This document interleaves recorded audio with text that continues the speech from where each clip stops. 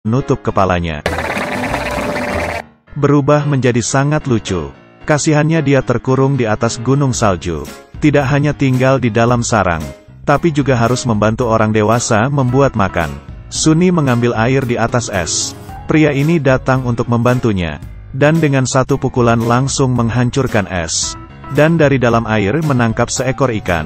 Sunny langsung memeluknya, kemudian mengambil minuman es, dan membawanya ke samping untuk dibuka. Sang pria mengurusi ikan. Sunny menggunakan gigi kecilnya untuk mengiris es. Dengan cepat tanpa berhenti. Melihat muka sang pria yang kotor, dia menggunakan kain untuk mengelapnya. Hampir saja membuat si pria nangis terharu. Tapi kedua orang dengan susah payah mempersiapkan makanan. Tapi dibuang oleh sang paman. Aku ingin sarapan yang mewah. Sunny terkejut. Kemudian bersiap membuatkan sarapan lagi. Dia duduk di depan kayu bakar, mencoba untuk menyalakan api. Tapi paman kesal. Nyalakan api saja tidak bisa. Kamu bayi seperti apa? Ya ampun, apakah ini manusia? Demi cepat makan, paman memberikan asap api ke Sunny. Tapi melihat asap hijau di tangannya, Sunny memiliki ide baru. Dia menggunakannya untuk membakar ikan. Dan asap hijau menjadi lebih besar. Dan asap api aneh ini, kebetulan dilihat oleh saudara di bawah gunung. Dia percaya itu pasti petanda dari Sunny. Memikirkan adiknya yang kesusahan, sang kakak langsung menggunakan garpu, dan mengambil senar, dan menjadikannya sepatu salju sederhana. Bersiap dari air terjun es memanjat ke atas gunung untuk menolong Sunny. Sekarang semuanya sudah siap. Keduanya sedang mendaki ke atas, menggunakan pengait dan menusuknya ke es. Lalu garpu di kaki juga ditusukkan ke es. Seperti ini satu persatu. Dengan susah payah mereka sampai di atas gunung. Melihat kakaknya yang tiba di atas, Sunny langsung memikirkan ide lain. Aku ingin minum air soda. Maunya banyak juga. Tapi pria ini melihatnya. Kemudian dia menggunakan cara ca. Pria ini sangat lembek hatinya. Dia langsung berlari mencarikan air. Menggunakan kesempatan ini, sang kakak langsung panjat ke atas, dan menggunakan penjepit untuk membukakan gembok.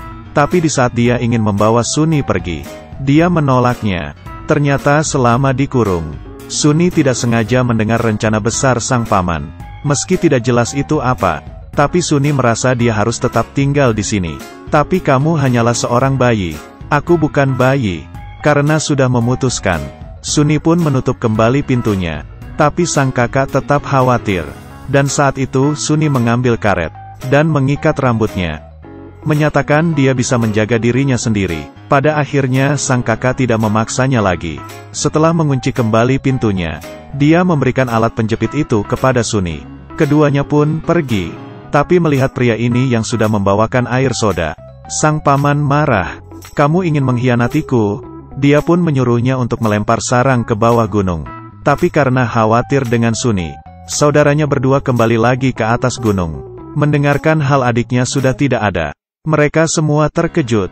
Dan di saat itu, Sunny muncul dari balik mobil. Ternyata dia masih hidup. Mereka pun menghela napas. Tapi tiba-tiba muncul segerombolan anak kecil. Semuanya orang kaya.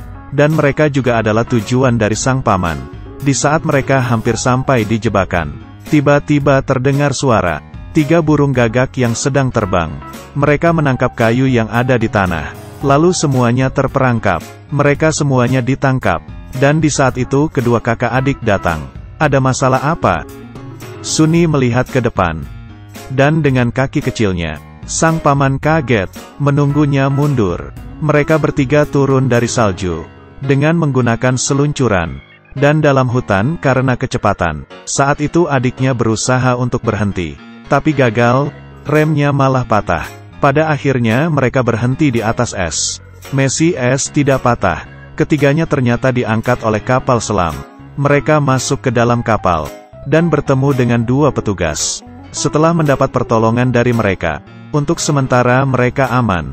Tapi hari ini saat mengemudi, kepala kapal melihat ada gurita besar yang mendekat. Semuanya langsung menutup pintu dan bersiap ke depan jendela.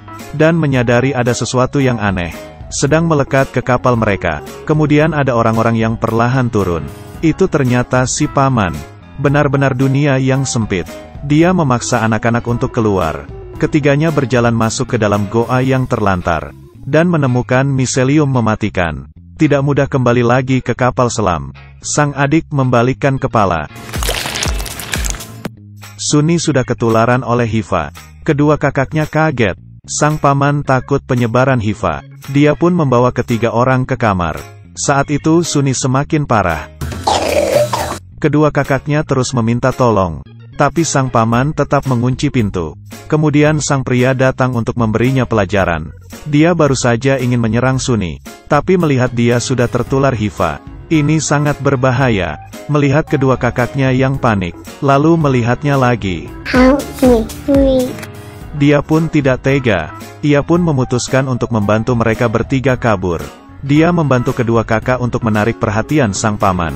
Kemudian menggunakan lampu yang terus redap-redup. Mereka pun berhasil membuat kekacauan. Kemudian menggunakan kesempatan itu memasuki gerombolan. Dan turun ke bawah kembali ke kapal selam mereka. Melewati data-data yang mereka cari. Keduanya menemukan monster adalah obatnya.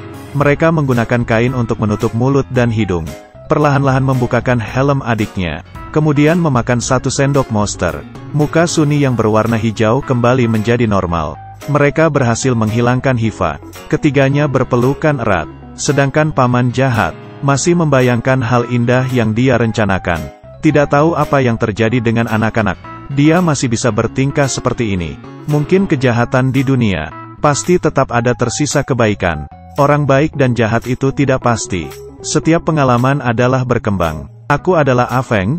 Terima kasih dah. Anak kecil ini mengambil kain dan menutup kepalanya.